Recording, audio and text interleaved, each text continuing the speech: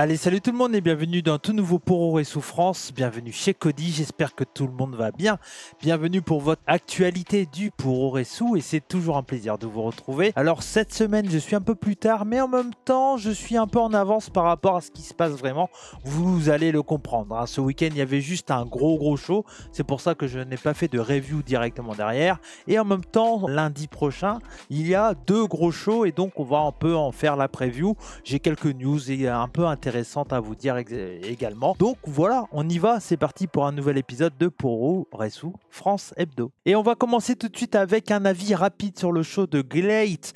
Il y avait GLEAT version Mega in Osaka qui avait lieu donc ce week-end. On était donc le 6 octobre et on était du côté de la Edion Arena, qui est une arène très connue hein, pour le catch. Et je crois que c'était la première fois que GLEAT faisait un show du côté de la Edion Arena. Donc c'est une arène qui est généralement assez bien remplie quand, en tout cas, c'est New Japan Pro Wrestling qui l'utilise. All Japan Pro Wrestling utilise la Edion Arena 2, qui est une plus petite salle qui est dans le même, dans le même truc, mais qui est pas cette salle exactement. Et donc ils ont utilisé la grosse salle. Je pourrais pas vous dire combien fait New Japan en général, mais je pense que ça peut taper les 3000, 4000, quelque chose comme ça. Pour GLEAT, il y avait 1000 personnes, 1078 personnes. Bon, c'est pas mal en soi, mais c'est pas... Voilà, et on sait de toute façon que GLEAT, c'est un produit quand même assez de niche. Mais voilà, mais ça reste quand même des chiffres plutôt intéressants. L'information qu'il faut savoir, c'est surtout que GLEAT est disponible gratuitement sur YouTube, que ce soit les shows en live ou également en replay, ils sont disponibles gratuitement. Donc si ce que je vais vous parler là dans quelques minutes vous intéresse, n'hésitez pas à aller faire un tour sur la chaîne YouTube de GLEAT, vous tapez GLEAT Wrestling, vous allez trouver directement tout gratuitement. Donc vraiment, c'est vraiment un produit hyper intéressant, hyper différent de ce qu'on a l'habitude de voir du côté du Japon. Franchement, je vous conseille de suivre GLEAT. C'est peut-être pas fait pour tout le monde, mais alors peut-être pas tout, mais vous allez voir quand même du très beau catch. Allez, je vous en parle du coup de ce GLEAT version Mega in Osaka. Alors je ne vais pas revenir sur tout le show complet, c'était une grosse carte. Le show a duré à peu près 4 heures, quelque chose comme ça. En règle générale, franchement, la qualité elle est là. GLEAT c'est vraiment un gros mélange de plein de choses. On a vraiment la base Dragon Gate hein, avec des catcheurs qui vont très vite, tout ça part dans les cordes, c'est ultra vivant, c'est très spotty. Pourquoi je vous refais une petite définition hein, de GLEAT, mais tout simplement parce que GLEAT a été créé entre autres par des catcheurs qui ont été très reconnus du côté de la Dragon Gate. Entre autres un catcheur, il y a eu Shima, et également il y avait entre autres un catcheur comme Kazayashi qui a créé la promotion et qui a été très reconnu dans la division junior heavyweight du côté du Japon. Donc on a un gros mélange comme ça, et donc je vais surtout vous parler des gros matchs. Pour le reste des combats, c'est très bien, il y a des trucs cool, il y a des trucs moins cool, comme il y a un match MMA en plein milieu du show où c'est très particulier, c'est un 3 contre 3 MMA. Bon bref, je vais pas perdre mon temps là-dessus, mais voilà, tout n'est pas à regarder je pense, mais ce qui est intéressant c'est quand même de voir qu'il y a des alliances plutôt intéressantes avec entre autres la TNA, avec entre autres la TNA et également avec la AAA. Donc voilà, c'est une alliance qui est plutôt intéressante et on va pouvoir en reparler tous ensemble. Et en parlant de la TNA, on va commencer tout de suite avec tout simplement le premier gros match pour moi qui a rattrapé dans cette carte. Pour moi, je vous conseille clairement les 4 derniers matchs de cette carte. Vraiment, n'hésitez pas à aller faire un tour, vous ne serez pas déçus. C'est tout simplement, donc ce match, c'était pour le titre G-Infinity. Donc le titre G-Infinity, c'est le titre par équipe de la GLEAT. Et donc c'était les Rascals, Trey Miguel et Zachary Wentz de la TNA qui revenaient au Japon. Ça sera un point important, qui revenait au Japon depuis très longtemps. La dernière fois que les Rascals étaient venus au Japon, c'était avant que Zachary Wentz et Wesley soient signés du côté de NXT. Les Rascals étaient venus au Japon du côté de la Wrestle One et ils avaient rejoint Strong Hearts qui est la faction entre autres de Shima avec El Lindaman, T-Hawk, etc., qui est vraiment les patrons du côté de GLEAT. Et donc donc c'était le retour des Rascals du côté du Japon, cette fois-ci par la Wrestle One parce que ça a fermé, mais du côté de GLEAT presque 4 ans et demi après, hein, quelque chose comme ça. Donc voilà, donc c'est plutôt une info assez intéressante. Donc Trey Miguel et Zachary Wentz qui donc essayaient de prendre les titres d'Infinity à Black Generation International, Kaito Ishida et Tetsuya Izushi, et c'est un pari qui a été réussi pour les Rascals qui deviennent donc, je crois pour la première fois de leur carrière, champions d'une promotion japonaise. Ça serait à vérifier, mais je crois que c'est le cas. On a eu un très très bon match, vraiment un match à recommander. Black Generation International qui est également une faction très dominante du côté de la Glade, pardon. C'est voilà, Kaito Ishida, un ancien champion Direx, donc de la division Pro Wrestling de la Glade. J'y reviendrai un peu pour ceux qui ne sont moins habitués à Glade. Et Tetsuya Izushi qui est vraiment également un jeune catcheur très très intéressant, et on a vu vraiment un vrai bon match, vraiment très très cool. Ça a bougé dans tous les sens, pas de raté. Trey Miguel, Zachary Wentz, c'est des excellents catcheurs, et j'étais dans un premier temps un peu curieux de voir donc la victoire des Rascals, mais après après avoir réfléchi et m'être rappelé que Zachary Wentz et Trey Miguel font partie de Strong Hearts, je me suis dit bah c'est cool, franchement c'est cool. Et je crois que c'est les premiers Gaijin étrangers à être champions du côté de la Glade. Ça serait à vérifier, mais je crois que c'est le cas. Je crois que c'est la première fois que des étrangers sont champions chez Glade. Peut-être que je me trompe, mais en tout cas, voilà. Mais c'était une très très belle victoire, un très bon match, un match à recommander vraiment. Je vous parlais tout à l'heure de Shima, et bah le voici. Shima qui était en équipe avec quelqu'un qui lui aussi faisait son retour au Japon, mais cette fois-ci, ce n'était pas chez New Japan Pro Wrestling comme la dernière fois où il était au Japon. C'est chez Glade, c'est tout simplement Ricochet qui était en équipe avec Shima. Bah voilà, ils ont profité que Ricochet, bien sûr, ait quitté la WWE, et que du côté de chez All Elite, bah voilà, ils sont assez libres, et surtout il y a toujours eu un bon lien entre Shima et All Elite Wrestling.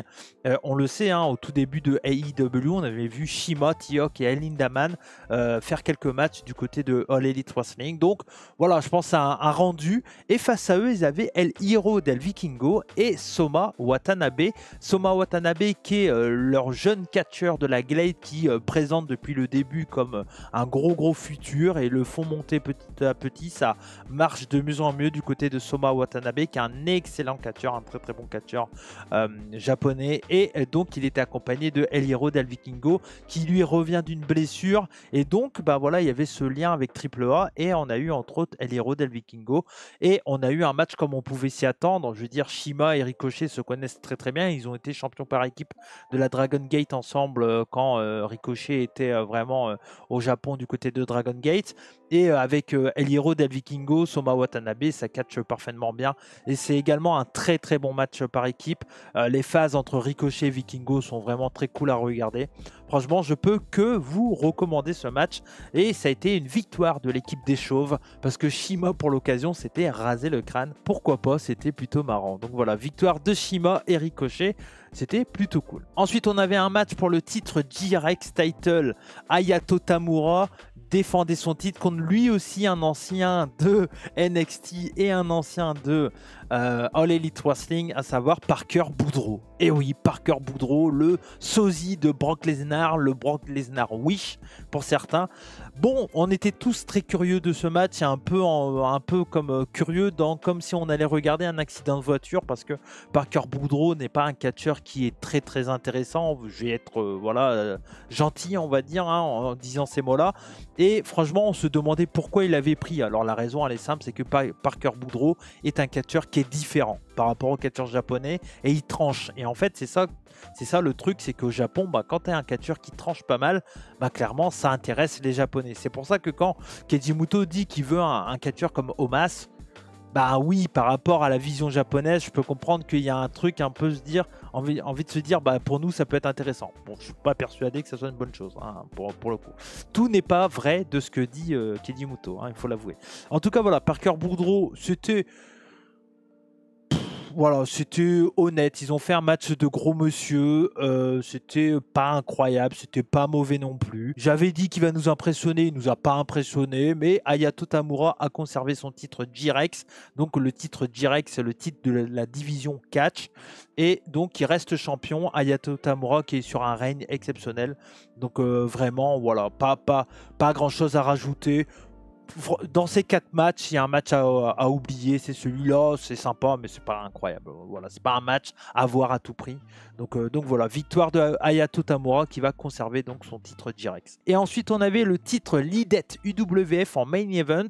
Le titre Leadet UWF, c'est le titre Shoot Style qui reprend les règles UWF, qui était une promotion de Shoot Style des années 80. Le titre Leadet UWF, il y a des règles de KO, de soumission, il n'y a pas de tombée, il y a un système de points où pour faire perdre des points, il faut soit mettre KO son adversaire et qu'il se fasse compter, ou soit qu'il touche les cordes pour faire un rope break et du coup il va perdre des points. Donc on peut gagner également en faisant perdre tous les points de son adversaire. Donc c'est un style de catch qui se veut très très réaliste et très stratégique aussi dans le storytelling. On avait donc un match entre la légende du MMA, du catch, vraiment une vraie légende du catch, et celui qui a créé la première promotion de MMA dans le monde, à savoir Masakatsu Funaki, qui avait créé la Pancrase avec Minoru Suzuki. Alors je ne sais jamais si on dit Pancrase ou Pancrase, n'hésitez pas à me le dire dans le chat, étant donné qu'ils ont tendance à Pancrase, à dire Pancrase au Japon, je n'ai pas vérifié, j'aurais dû vérifier, mais peut-être, moi je sais pas, j'ai envie de dire Pancrase, je trouve ça bien. Voilà, vous me dites, en tout cas c'est Pancrase, donc il avait créé avec Minoru Suzuki, je ne sais plus exactement, j'avais lu ça quand j'avais fait la vidéo sur Minoru Suzuki, mais je l'ai oublié. Mais bref, je crois que c'était dans les années... Est-ce que c'était début 90? Je ne sais pas, mais en tout cas, voilà, n'hésitez pas à aller faire un tour sur ma vidéo sur Suzuki, vous pourrez en apprendre peut-être un peu plus. Et donc, il faisait face à Katsuhiko Nakajima, l'actuel champion Leadet UWF, Nakajima, voilà, est arrivé un peu comme chez All Japan Pro Wrestling en dominant, cette fois-ci, pas la promotion entière, mais la division Leadet UWF. Moi, j'aime beaucoup ce qu'ils font avec Nakajima, avec son XX Style qui rend hommage à bien sûr à Antonio Inoki, donc voilà, un catch très réaliste. C'était vraiment très très bon match de UWF, de Leadet UWF, où on a eu vraiment des low kicks, une grosse face au sol, hyper intelligente, hyper réaliste.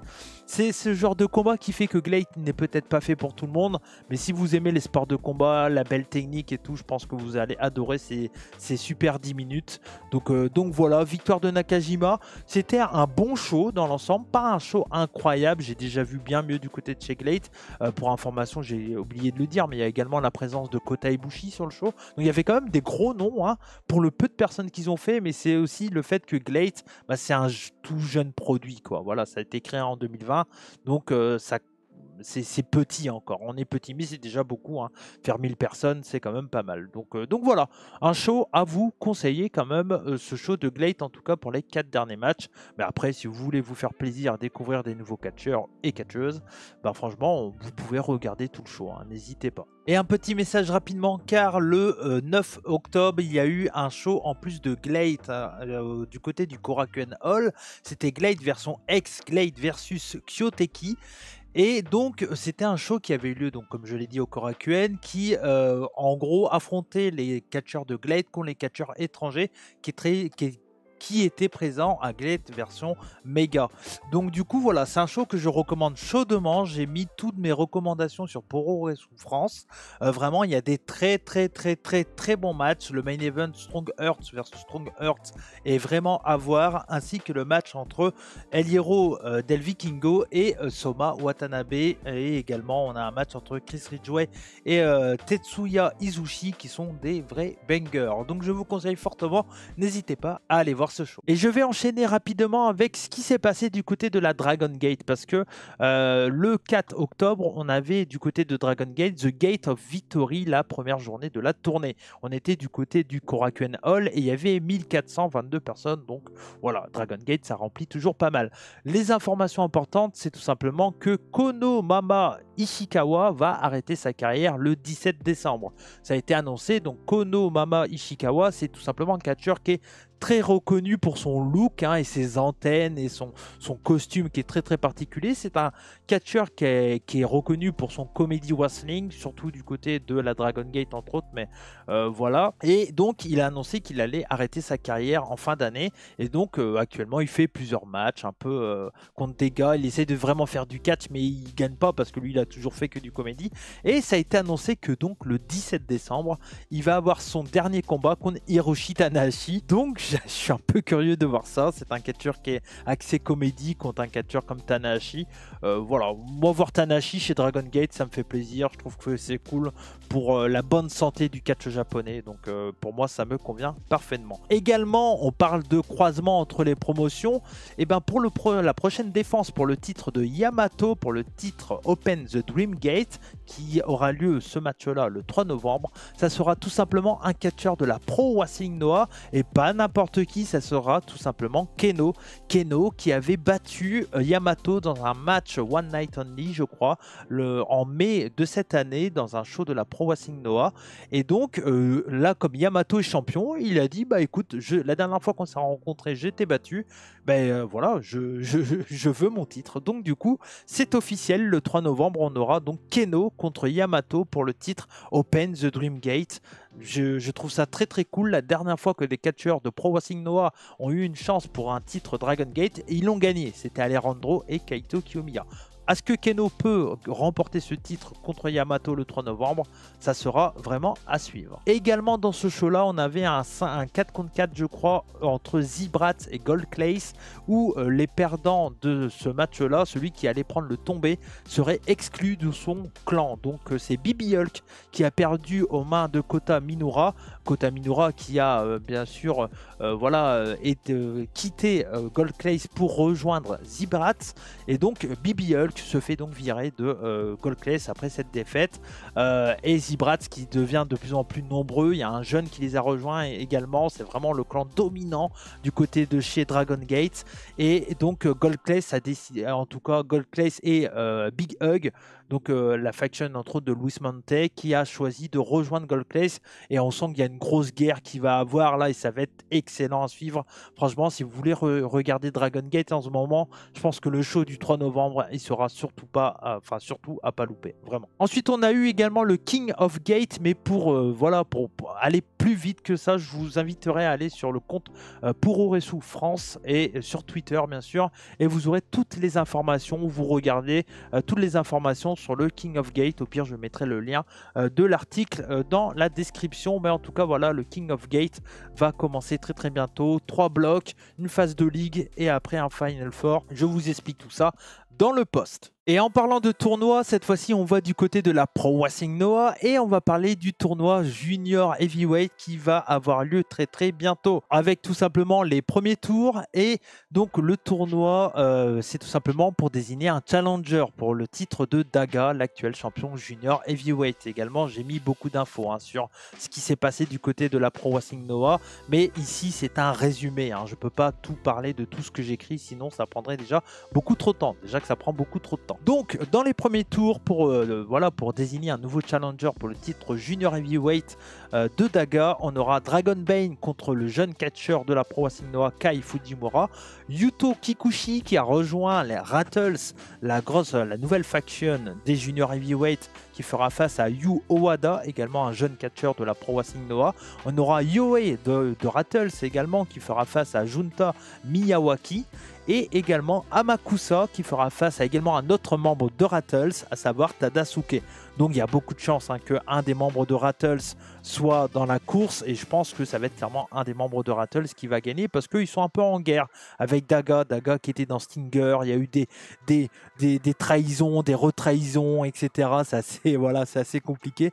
Mais en tout cas, voilà, donc je pense que ça sera quelqu'un de Rattles qui va remporter ce tournoi, et je pense que ça sera Yuto Kikuchi qui vient d'arriver du côté de la Pro Wrestling Noah, qui a besoin d'être mis en avant. Je le vois bien faire un gros push et bien être mis en avant à ce qu'il va remporter le tournoi, sachant que Daga a rejoint Jack Morris dans un nouveau clan? Je ne sais pas, mais en tout cas, c'est très intéressant ce qui se passe du côté de la Pro Wrestling Noah. Et je vous invite à lire tout ça sur Pour et Souffrance sur Twitter. Et donc, le 14 octobre, ce lundi, c'est un gros jour pour le Puro parce que c'est un jour férié du côté du Japon. Et donc, il y aura plusieurs gros shows du côté de la Pro Wrestling Noah et également de New Japan Pro Wrestling. Pour parler tout d'abord de la Pro Wrestling Noah, voici les matchs. On aura donc le 14 octobre, on aura un nouveau membre pour All Rebellion qui va être annoncé. Donc ça a été annoncé lors du dernier show au Shinjuku Face. Il y aura un nouveau membre, un nouveau jeune catcheur qui va donc être annoncé dans la faction All Rebellion, donc la faction de Kaito Kiyomiya et de Keno, avec Alejandro et j'oublie toujours son nom, celui qui est tout masqué, je m'en excuse, ce n'est pas très grave. Donc voilà, donc ça va être intéressant à suivre. Également, donc je vous ai dit, Jack Morris est en train de créer une nouvelle faction et donc Daga la rejoint. Et également, actuellement, il y a un homme masqué avec un masque de squelette qui l'aide. Et donc, ce 14 octobre, le catcheur, enfin la personne qui a son masque, ce masque-là de squelette sera dévoilé. Et donc, on saura qui sera le nouveau membre et peut-être un nom de faction pour voilà, la future faction de Jack Morris. Ils sont en train de construire des trucs plutôt intéressants. Et on aura également donc un match pour le titre JHI Tag Team, pour les titres par équipe avec Marufuji et Sugiura, donc les champions par équipe qui vont faire face à All Rebellion, Keno et Alejandro. Donc ça sera un match plutôt intéressant. Je pense que Marufuji et Sugiura vont garder les titres et pourquoi pas que la nouvelle personne qui va rejoindre All Rebellion défiera avec Keno à nouveau pour les titres tag team un peu plus tard. Ça peut être une solution. Et également, on aura donc un match pour le titre national. Manabu Soya qui va faire face à l'ancien champion GHI Heavyweight et l'ancien champion national et l'ancien champion par équipe. Il a tout pris du côté de la Pro Wrestling Noah. C'est El Hiro del Dr Wagner Jr. qui lui a l'air de s'allier un peu avec les autres Mexicains, Dragon Bane et Alpha Wolf. Parce qu'une espèce de faction mexicaine du côté de Noah, ça pourrait être plutôt intéressant. Ça sera à suivre en tout cas.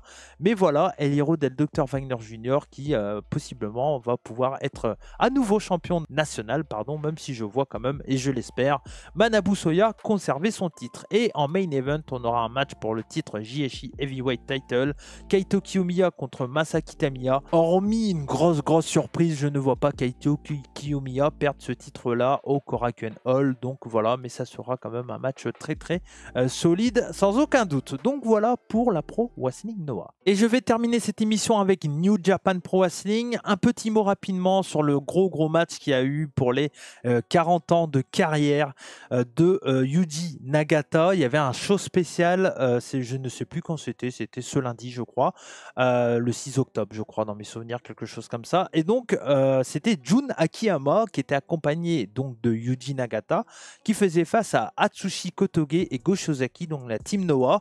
Donc on avait du DDT, du New Japan et du Noah qui se rejoignaient sur un ring. Ça a été un match de 19 minutes 44 et avec une victoire de Yuji Nagata sur Go Shiozaki. Un très bon match à l'ancienne. C'était voilà, c'est des vétérans, les quatre. Atsushi Kotoge qui est vraiment un vétéran de la division junior heavyweight du côté de Noah. Et puis bon, les trois autres, je pense qu'ils sont plus trop à présenter. Si vous me suivez et regardez mes émissions, je pense que vous les connaissez parfaitement. Donc voilà, c'était un très bon match. Je vous conseille ce match. Il passera un peu en dessous parce que c'était pas dans un gros show. Mais voilà, 40 ans de carrière, Yuji Nagata, une vraie légende. Et il faut vraiment que je reprenne les Densetsu et que j'en fasse un sur Yuji Nagata parce que quel catcheur exceptionnel. Et tout comme la Noah, on va revenir vite fait sur la carte du King of Pro Wrestling, donc le gros show qui aura lieu donc le 14 octobre. C'est un lundi, attention, c'est lundi prochain. Donc c'est pour ça que je dis que voilà, lundi prochain c'est férié au Japon, c'est pour ça qu'il y a des shows. On sera au Ryogoku Kokugikan, donc le Sumo Hall, donc une belle arène, une magnifique arène. Et on a une magnifique carte et une grosse carte, clairement. On va revenir là-dessus. Premièrement, on aura un dream match vraiment dans la division junior heavyweight. Je suis très curieux de voir ce match-là. Ça sera Mystico qui va faire face à Hiromu Takahashi. Vraiment un match exceptionnel sur le papier. Après, il risque d'être en milieu de carte, peut-être en opener, peut-être, ça se peut. En tout cas, d'après Cage-Match, c'est en opener. On verra bien. Mais en tout cas, c'est sur le papier, c'est un magnifique match, 1 contre 1, et qui aurait pu être une finale, clairement, du Best of Super Junior. Donc, je suis très, très curieux de ce match entre Mystico et Hiromu Takahashi. Également, on aura un match pour les titres Junior Heavyweight, le Bullet Club War Dogs, Clark Connors et Drilla Moloney qui va faire son retour. Clark Connors, d'ailleurs, qui était avec Tekla du côté de Stardom. Ça m'a fait un peu rigoler. On sent les liens. Il y a un show qui se prépare entre Stardom et New Japan Pro Wrestling History X2, je crois. C'est ça le nom du show. Ça sera vers novembre, je crois. Donc voilà, on fait des liens avec Stardom. On le sait, Stardom maintenant appartient totalement à New Japan Pro Wrestling. Donc c'est pour ça qu'il y a autant de liens et qu'il y a eu autant de changements aussi. Et donc, le Bullet Club War Dogs vont défendre leur titre contre Intergalactic Jet Setters, Kevin Knight et Kushida. Bon, je ne pense pas que Kevin Knight et Kushida vont prendre les titres, mais par contre, on peut potentiellement avoir un défi un peu surprise derrière. Donc ça va être intéressant. Ça sera un show, s'il y a bien un show de New Japan à pas louper, ça sera celui-là, parce que je pense qu'on peut avoir des belles surprises, des arrivées, etc. Donc ça sera vraiment à suivre. On aura également un match pour le titre IWGP Tag Team, donc la division Heavyweight, les gros monsieur, entre guillemets, TMDK, donc ceux qui sont actuellement champions, donc Mikey Nichols et Shane Haste, les Australiens qui vont faire face au Bullet Club Rogue Army, c'est Bad Luck Fale et Caveman Hug. Voilà. Bon, faites garder ça sur TMDK. Voilà. Bon, là, c'est un match Nouvelle-Zélande contre Australie. Donc voilà. Bon, je suis pas très hypé par ce match. Je vais être honnête. On aura donc ça. Par contre, ce match-là, ça va être incroyable. Un match pour le titre Never Openweight. Le nouveau membre de TMDK, Ryohei Aoiwa, qui a donc quitté la Pro Wrestling Noah après son excursion d'une année environ, et donc qui a rejoint TMDK lors du dernier show. Je vous en avais parlé. Il va faire face à Shingo Takagi qui a repris le titre à Enare lors du dernier show. Et franchement, je suis assez curieux à ce qu'ils vont oser donner le titre à Ryohei Aoiwa. Je ne sais pas, c'est pas du tout dans leur habitude, mais je me dis, let's go. Moi, j'ai envie d'aller avec Ryohei Aoiwa. Donc ça serait bien cool, et en plus si on peut avoir tout TMDK ou presque pratiquement champion, il faut y aller parce que ça sera le grand soir. Attention. On aura un match pour le titre New Japan World Television et ça sera un triple threat match. C'est assez rare vraiment du côté de la New Japan Pro Wrestling, avec Jeff Cobb qui va faire face à Ren Narita et Yota Tsuji. Je vois bien une victoire de Yota Tsuji pour pourquoi pas continuer la feud jusqu'à Wrestle Kingdom, et donc pourquoi pas avoir un match 1 contre 1 à Wrestle Kingdom entre Yota Tsuji et Jeff Cobb. Tu fais gagner Yota Tsuji sur Ren Narita, Jeff Cobb qui gueule parce qu'il a perdu son titre sans vraiment être dans le truc. Et voilà pourquoi tu as un rematch gratos du côté de Wrestle Kingdom. Donc voilà, c'est ce que je vois bien Yota Tsuji remporter son premier titre solo lors de ce show. On aura le match des Babyface contre les grands méchants de la House of Torture, El Fantasmo, Hiroshi Tanahashi et Shota Umino, qui vont faire face donc à Evil, Yoshinobu Kanemaru et Yujiro Takahashi. J'espère une victoire des gros Babyface parce que j'en ai ras le cul de House of Torture, mais comme tout le monde, c'est pas une surprise. On aura également un match, oui, une grosse carte, je vous l'ai dit, on aura un match pour le titre Junior Heavyweight, Douki qui va faire face à l'autre membre de House of Torture, à savoir Sho. Bon, je pense que Douki va garder le titre parce qu'il a jamais gagné en 1 contre 1 contre Sho. Donc je pense qu'il va garder son titre. C'est sa 3e défense. Et je vois un retour d'un junior qui peut manquer pour certains. Je vois bien le retour de Master Wato pour pourquoi pas un défi pour Wrestle Kingdom. Sachant que, alors quand je parle de défi, c'est qu'il n'y a pas de gros show jusqu'à Wrestle Kingdom. Voilà, donc on est en octobre certes, mais derrière il y a les Tag League, il y a le show avec Stardom, il y a Royal Quest dans une semaine. Donc voilà, c'est maintenant qu'on commence à préparer Wrestle Kingdom. C'est pour ça que ça sera un show important à suivre. Mais en tout cas, voilà, je vois bien Douki et j'espère, pourquoi pas, le retour de Master Wato pour défier Douki. Et pour terminer, on aura 2 autres matchs encore. Match pour le titre Global Heavyweight. David Finlay qui va faire face à Hiroki Goto. Là, je vois bien David Finlay qui l'emporte. Et pourquoi pas un défi d'un catcheur de All Elite Wrestling. Ça serait pas mal. Pourquoi pas Jon Moxley? Pourquoi pas? Une revanche peut-être. On ne sait pas. Mais en tout cas, David Finlay est là, le défi de quelqu'un de All Elite. Je le sens bien comme ça. Je ne pense pas qu'il faut donner le titre à Hiroki Goto, je ne vois pas trop l'intérêt, même si ça risque d'être un match plutôt sympa. Et enfin en main event, on aura bien sûr ce match pour le titre IWGP World Heavyweight, match qui aurait dû avoir lieu du côté de Wrestle Kingdom, mais voilà, Zack Sabre a décidé autrement et a décidé donc de le défier du côté de King of Pro Wrestling et donc de, pourquoi pas, arriver champion chez lui en Angleterre. Zack Sabre Jr., donc le gagnant du D1 Climax, qui va faire face à Tetsuya Naito, qui, j'espère, va perdre le titre contre Zack Sabre Jr. C'est tout ce que tout le monde souhaite, parce que voilà, Naito c'est fatigué, hein, c'est fatigant et il est fatigué, on va dire ça comme ça. Mais bon voilà, je m'attends quand même à un très bon match, parce que Naito et Zack Sabre Jr. ça a toujours bien cliqué ensemble, donc je pense qu'on aura un bien meilleur match de Naito que contre Great Okan lors du dernier show. Donc voilà, mais victoire de Zack Sabre, et on finit le show avec TMDK triomphant avec juste Kosei Fujita qui n'a pas de titre, et pourquoi pas Kosei Fujita qui peut défier Douki également, ça peut être un truc plutôt intéressant, hein, le jeune junior heavyweight de TMDK, ça peut être pas mal. Et donc du coup voilà, je vois bien TMDK ultra dominant, la grosse faction de Zack Sabre, avec Zack Sabre triomphant champion, TMDK en équipe donc champion, et également donc Ryo Aoiwa qui serait champion Never. Ça peut être vraiment une très très bonne fin d'année pour cette équipe de Zack Sabre Jr. et ça serait ultra mérité pour lui. En tout cas, voilà. Voilà ce que j'avais à dire sur tout ce qui va se passer donc lors de ce week-end. Le podcast a duré un peu plus long. J'essaye toujours de me fixer 20 minutes, mais là je suis généralement à 30. Mais en même temps, il y a pas mal d'informations et j'essaie de couper au maximum. Donc voilà. Mais en tout cas, j'espère que ça vous a plu. Merci à vous de m'avoir suivi. N'hésitez pas à aller voir Poro et Souffrance sur Twitter, bien sûr, histoire de ne rien louper de l'actualité du catch japonais. Je parle des grosses news, hein, je ne peux pas parler de tout. Mais en tout cas, c'est toujours un plaisir de vous faire ces podcasts et vidéos. Merci à vous, je compte sur vous pour laisser un commentaire et bien sûr laisser un bon gros like et un partage. Comme on dit chez moi, banzai, et surtout n'oubliez pas, soyez curieux. Ciao!